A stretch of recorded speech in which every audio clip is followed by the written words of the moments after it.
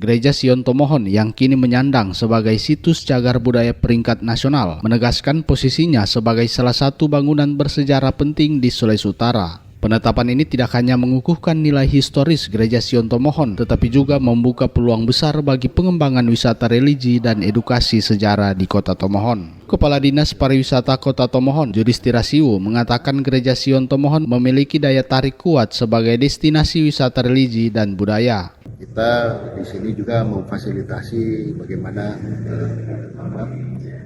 wisatawan itu dapat berkunjung di sini dengan sudah disiapkan juru pelihara. Ya. Jadi di Gereja Sion ini ada juru pelihara yang ditugaskan selain untuk merawat gereja ini secara fisik tentunya, tapi juga fungsi dan tugas mereka adalah memberikan informasi-informasi tentang bagaimana sejarah dari berdirinya Gereja Sion.